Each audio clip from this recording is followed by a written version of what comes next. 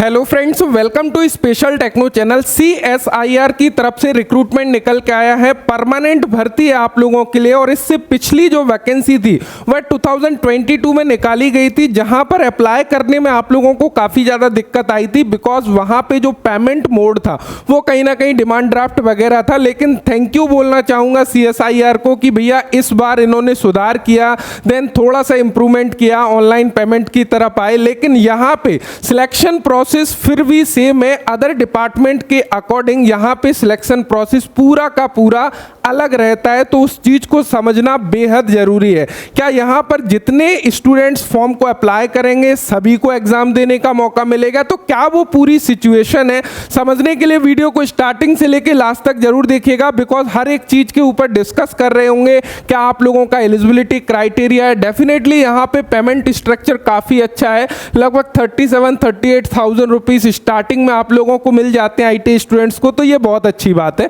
तो सारी चीजें देख रहे होंगे। वैकेंसी आई है CSIR यानी कि सेंट्रल साइंटिफिक इंस्ट्रूमेंट्स ऑर्गेनाइजेशन की तरफ से। एडवर्टाइजमेंट नंबर की बात करें 45/2022 आप लोगों के फॉर्म ऑनलाइन होना स्टार्ट हो गए 12 मई 2023 से। इसकी जो लास्ट डेट है वह 12 जून 2023 है, यानी कि टोटल एक मंथ का समय आप लोगों को मिल जाता है। अब गाइस यहाँ पे थोड़ा सा समझ लीजिएगा, यहाँ पे जो वैकेंसी निकाली गई है वह टेक्नीशियन 1 की पोस्ट निकाली गई है। जो टोटल नंबर ऑफ पोस्ट है वह 44 टोटल नंबर ऑफ पोस्ट है। लेकिन यहाँ पे पे मैट्रिक्स लेवल की यदि बात करें, लेवल 2 की आप लोगों को सैलरी मिलने वाली है 19,900 से लेकर 63,200 रुपीज आप लोगों का बेसिक रहने वाला है। देन यहाँ पर अलाउंसेस वगैरह काफी अच्छे हो जाते हैं। यदि आप लोग चंडीगढ़ में ज्वाइन करते हो तो 37,000 रुपीज पर मंथ के आसपास आप लोगों को मिलेगा। यदि आप लोग चेन्नई में ज्वाइन करते हो तो 39,500 यानी कि लगभग 40,000 रुपीज के आसपास आप लोगों को मिलेगा। तो ये IT स्टूडेंट्स के लिए स्टार्टिंग में काफी अच्छी सैलरी है। यदि आप लोग देखते हो अपर एज लिमिट की यदि हम लोग बात करें 28 ईयर आप लोगों की मैक्सिमम एज लिमिट रखी गई है। हालांकि इसके ऊपर आप लोगों को रिलैक्सेशन वगैरह मिल जाता है। अब देखो थोड़ा सा यहाँ पे चलिएगा, थोड़ा इंपॉर्टेंट चीज के बारे में बात कर लेते हैं। आप लोगों की वैकेंसी को किस प्रकार डिवाइड किया है, क्या एजुकेशनल क्वालिफिकेशन मांगा गया है, क्या एक्सपीरियंस मांगा गया है, वो सारी चीजें यहाँ पे देख लेते हैं। तो सबसे पहली पोस्ट की गाइस यदि हम लोग बात करें, यहाँ पे मिल जाता है इलेक्ट्रिकल इंजीनियरिंग यानी कि इलेक्ट्रिक 01। एंड यहाँ पे टोटल 4 पोस्ट को ओपन किया गया है, जिसमें OBC की 1 पोस्ट है, SC की 1 पोस्ट है, अनरिजर्व्ड कैटेगरी की 2 पोस्ट है। यहाँ पे एजुकेशनल क्वालिफिकेशन क्या चाहिए होगा आप लोगों को? 10th स्टैंडर्ड कंप्लीट होना चाहिए और यहाँ पे साइंस सब्जेक्ट होना जरूरी है, और इसमें मिनिमम 55% मार्क्स होना चाहिए। और उसके साथ में ITI सर्टिफिकेट, चाहे आप लोगों ने SCBT से की हो या फिर NCBT से की हो, इलेक्ट्रीशियन ट्रेड से है तो आप यहाँ पे जो है इलेक्ट्रिकल इंजीनियरिंग पोस्ट के लिए अप्लाई जो है कर पाओगे। डिजायरेबल एक्सपीरियंस है यहाँ पे 1 ईयर का, हो तो भी कोई बात नहीं है, नहीं हो तो भी कोई बात नहीं है, बिकॉज सिलेक्शन प्रोसेस में ये काम आएगा। कैसे काम आएगा वो आगे हम लोग देख रहे होंगे। यहाँ पे जॉब रिक्वायरमेंट में वो लोग क्या बोल रहे हैं कि जो भी इस पोस्ट में सिलेक्ट होंगे उनको इलेक्ट्रिकल इक्विपमेंट को इंस्टॉल करना, वायरिंग वगैरह, वो सारा कुछ नॉलेज एक्चुअल में होना चाहिए। तो इसके बारे में बता रहे हैं। तो बेसिकली यदि हम लोग एसेंशियल एजुकेशनल क्वालिफिकेशन की बात करें तो आप लोगों से 10th स्टैंडर्ड कंप्लीट होना चाहिए, उसमें साइंस सब्जेक्ट होना चाहिए, मिनिमम 55% मार्क्स होना चाहिए 10th क्लास में। उसके अलावा आप जिस ट्रेड में अप्लाई कर रहे हो उस ट्रेड से आप लोगों का ITI कंप्लीट होना चाहिए, चाहे आप लोगों का SCBT से ITI हो या फिर NCBT से, दोनों ही स्टूडेंट्स यहां पे एलिजिबल है। क्लियर है? अब यहां पे यही सिचुएशन सभी पोस्ट के लिए लागू हो जाती है। जैसे कि अभी हम इलेक्ट्रिकल की बात कर रहे थे तो इलेक्ट्रीशियन से ITI होना चाहिए। यदि हम लोग इलेक्ट्रॉनिक्स इंजीनियरिंग की बात करें तो इलेक्ट्रॉनिक्स ट्रेड से ITI होना चाहिए। यदि हम लोग बात करें यहाँ पे इलेक्ट्रॉनिक्स इंजीनियरिंग की तो सेम यहाँ पे इलेक्ट्रॉनिक मैकेनिक से जो है यहाँ पे होना चाहिए। यहाँ पे आप लोगों का इलेक्ट्रॉनिक्स ट्रेड है, तो ये आप लोग ट्रेड वाइज जो है देख सकते हो। देन नेक्स्ट यदि हम लोग देखोगे टर्नर की यहाँ पे 4 पोस्ट को ओपन करा गया है, तो यहाँ पे टर्नर ट्रेड से आप लोगों का ITI होना चाहिए। फिटर की 4 पोस्ट को ओपन किया गया है, फिटर से ITI है तो अप्लाई कर पाओगे। मशीनिस्ट कि यहाँ पे देखोगे तो 5 पोस्ट को ओपन किया गया है। देन यहाँ पे मशीनिस्ट ट्रेड से आईटीआई होना चाहिए। ड्राफ्टमैन मैकेनिकल की बात करें तो ड्राफ्टमैन मैकेनिकल ट्रेड से आईटीआई है, तो आप इस पोस्ट में एलिजिबल हो। ड्राफ्टमैन सिविल में अप्लाई करना है तो ड्राफ्टमैन सिविल से आप लोगों का गाइस आईटीआई कंप्लीट होना चाहिए। वेल्डिंग का यहाँ पे अवेलेबल है and tool end cutter grinding का अवेलेबल है। सीट मेटल ट्रेड का वैकेंसी यहाँ पे आया हुआ है। रेफ्रिजरेशन एयर कंडीशनिंग का यहाँ पे वैकेंसी आया हुआ है। कंप्यूटर का वैकेंसी आया हुआ है। Machinist grinder and optical polishing दोनों का पोस्ट है। तो यहाँ पे आप लोगों के पास में मशीनिस्ट ग्राइंडर या फिर मशीनिस्ट से आईटीआई है। यहाँ पे दोनों मशीनिस्ट कंपोजिट और मशीनिस्ट ग्राइंडर दोनों स्टूडेंट्स अप्लाई कर पाएंगे और साथ साथ में tool end cutter grinder trade वाले भी यहाँ पे एलिजिबल है, तो वो लोग भी अप्लाई यहाँ पे कर सकते हैं। उसके अलावा प्लम्बिंग की यहाँ पे 2 पोस्ट को ओपन किया गया। प्लम्बर ट्रेड से आईटीआई अप्लाई कर पाओगे एंड पेंटिंग की भी यहाँ पे 1 पोस्ट अवेलेबल है। तो पेंटिंग से आपने आईटीआई किया है तो आप यहाँ पे एलिजिबल हो तो अप्लाई कर सकते हो। तो ये ट्रेड वाइज देख सकते हो। तो यहाँ पे बेसिकली क्या है, आप लोगों को ट्रेड देख लेना है, आपने किस ट्रेड से आईटीआई किया है, क्वालिफिकेशन सेम रहेगी। आपने जिस ट्रेड से आईटीआई किया उस ट्रेड में अप्लाई करना होगा एंड साथ ही साथ आप लोगों का 10th क्लास कंप्लीट होना चाहिए मिनिमम 55% मार्क्स के साथ में। अब गाइस सबसे इंपॉर्टेंट हिस्सा सिलेक्शन प्रोसीजर को समझ लेते हैं, बिकॉज ये इंपॉर्टेंट है क्योंकि अदर डिपार्टमेंट से कुछ अलग होने वाला है। यहाँ पे एक्चुअल में क्या करते हैं सीएसआईआर वाले, यहाँ पे एक स्क्रीनिंग कमेटी बिठाते हैं और ये स्क्रीनिंग कमेटी क्या करती है, आप लोगों की जो भी एजुकेशनल क्वालिफिकेशन है, यानी कि जहाँ पे आप लोगों से डिजायरेबल एक्सपीरियंस मांगा गया है, आप लोगों से 10th क्लास आईटीआई मांगा गया है, तो उसमें जो आप लोगों की परसेंटेज है उसके आधार पर आप लोगों को बुलाया जाता है ट्रेड टेस्ट के लिए। यानी कि पहले आप लोगों का एग्जाम नहीं होगा, पहले आप लोगों का स्किल टेस्ट यानी कि ट्रेड टेस्ट यानी कि प्रैक्टिकल होगा।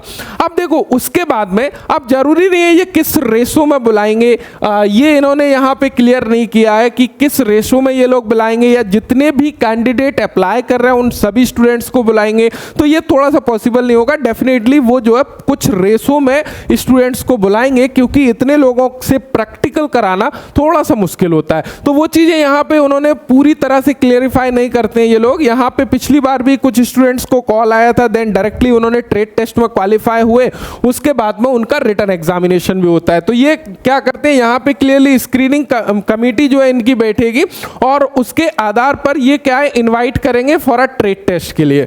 एंड यहाँ पे जो भी स्टूडेंट्स क्वालिफाई हो जाते हैं ट्रेड टेस्ट में उनको इन्वाइट किया जाएगा कॉम्पिटिटिव रिटन एग्जामिनेशन के लिए। अब कॉम्पिटिटिव रिटन एग्जामिनेशन को समझ लीजिएगा, देयर विल बी 3 पेपर्स, यानी कि यहाँ पे 3 पेपर होने वाले हैं आपके, paper first, paper second, paper third. ये कब होंगे, ट्रेड टेस्ट के बाद में होंगे आप लोगों के, क्लियर है ना।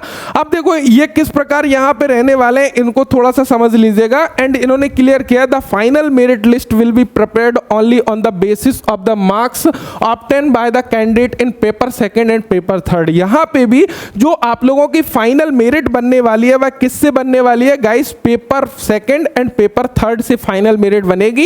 एंड यहाँ पे अगेन जो पेपर फर्स्ट है वो आप लोगों का क्वालिफाइंग नेचर का यहाँ पे रहने वाला है। अब यहाँ पे देखो मोड ऑफ एग्जामिनेशन वो OMR बेस्ड भी ले सकते हैं, कंप्यूटर बेस्ड भी ले सकते हैं, उससे हम लोगों को कोई दिक्कत होना भी नहीं चाहिए। मीडियम ऑफ क्वेश्चंस की बात करें, बोथ लैंग्वेज में आप लोगों के क्वेश्चंस होंगे, हिंदी एंड इंग्लिश में। स्टैंडर्ड ऑफ एग्जाम वो आप लोगों का 10th स्टैंडर्ड का रहेगा। टोटल नंबर ऑफ क्वेश्चंस कितने, 150 होंगे एंड टोटल जो टाइम होगा वह 2 hours 30 मिनट का समय मिलेगा। सबसे पहले पेपर की बात कर लेते हैं। ये पेपर आप लोगों का स्क्रीनिंग टाइप का रहने वाला है, यानी कि यहाँ पर ये क्वालिफाइंग नेचर का बोल सकते हैं और ये होगा मेंटल एबिलिटी टेस्ट। इसमें 50 प्रश्न होंगे एंड 200 मार्क्स, यानी कि एवरी करेक्ट आंसर पर आप लोगों को 2 मार्क्स दिए जा रहे होंगे। एंड नेगेटिव मार्किंग की बात करें, there will be no negative marking, कोई भी नेगेटिव मार्किंग आप लोगों की नहीं रहेगी। मेंटल एबिलिटी टेस्ट में आप लोगों से क्लियरली क्या होगा, general intelligence, quantitative aptitude, reasoning, problem solving and situational judgement, इस टाइप के क्वेश्चंस यहाँ पे पूछे जा रहे होंगे, क्लियर है ना। तो ये आप लोगों को क्लियर होना चाहिए। अब जो सेकंड पेपर है ये इंपॉर्टेंट है, बिकॉज यहाँ से आप लोगों का मेरिट का हिस्सा है। तो यहाँ पर जनरल अवेयरनेस के 25 प्रश्न होंगे, प्रत्येक प्रश्न करेक्ट करने पर आप लोगों को 3 मार्क्स दिए जा रहे होंगे, यानी कि 75 नंबर की आप लोगों की जनरल अवेयरनेस होगी। 25 प्रश्न पूछे जा रहे होंगे, 1 negative mark for every wrong answer, 1/3 की नेगेटिव मार्किंग भी रहेगी।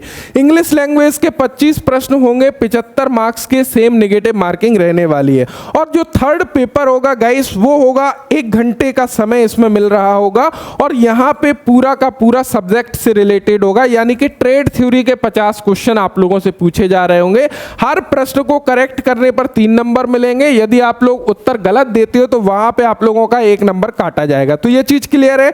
आप लोगों का जो straight test and paper third का रिटन एग्जामिनेशन आप लोगों का पूरा जो कोर्स है, यानी कि ITI से रिलेटेड है, उसके बारे में जो है पूछा जा रहा होगा। तो इन्होंने यहाँ पे क्लियर किया है। तो ये चीज आप लोगों को क्लियर हो रही है। सिलेक्शन प्रोसेस में क्या है, पहले वो लोग ट्रेड टेस्ट के लिए इनवाइट करते हैं, ट्रेड टेस्ट में जो क्वालिफाई होते हैं उनको फिर क्या करते हैं, वो रिटन एग्जामिनेशन के लिए भेजते हैं, और वहां से भी ज्यादा कैंडिडेट रहते हैं, उनको किस प्रकार छटनी करते हैं, पेपर सेकंड और पेपर थर्ड से वो मेरिट बना के फाइनल स्टूडेंट्स को सिलेक्ट कर लेते हैं। जैसा कि पिछले रिक्रूटमेंट में भी काफी स्टूडेंट्स जो है सिलेक्ट हुए थे स्पेशल टेक्नो के माध्यम से, उन्होंने सारा चीजें जो है क्लियर किया। अब देखो यहाँ पे कुछ अदर बेनिफिट्स के बारे में भी क्लियर करें। अलाउंसेस वगैरह आप लोगों को काफी अच्छा मिलने वाला है, चाहे वह डियरनेस अलाउंस हो, हाउस रेंट अलाउंस हो। कुछ अदर कंडीशंस यहाँ पे दी गई हैं कि आप लोग इंडियन सिटीजन वगैरह होना चाहिए, तो ये नॉर्मल कंडीशंस हैं आप लोगों की। एंड रिलैक्सेशन की बात करें, सेम आप लोगों को अपर एज में रिलैक्सेशन मिल जाता है। यदि SC ST कैंडिडेट हो तो 5 ईयर का रिलैक्सेशन, OBC नॉन क्रिमिलियर हो तो 3 ईयर का रिलैक्सेशन, PWD अनरिजर्व्ड कैटेगरी से हो तो 10 साल का आप लोगों को छूट मिलेगी अपर एज लिमिट में। PWD OBC से हो 13 साल का छूट मिलेगा, SC ST से हो 15 साल का छूट मिलेगा। तो यहाँ पे आप लोग रिजर्वेशन वगैरह देख सकते हो, ये एज लिमिट के लिए रिलैक्सेशन आप लोगों को मिल जाता है। अब गाइस थोड़ा सा यदि हम लोग देखें किसके बारे में, हाउ टू अप्लाई के बारे में, तो अप्लाई आप लोगों को किस प्रकार करना है, बिकॉज पिछली बार जो अप्लाई था आप लोगों को ऑफलाइन डॉक्यूमेंट्स वगैरह भेजना था, लेकिन इस बार उन्होंने क्लियर किया है कि eligible candidates are required to apply online only through your website. Website का लिंक आप लोगों को डिस्क्रिप्शन में दिया गया है।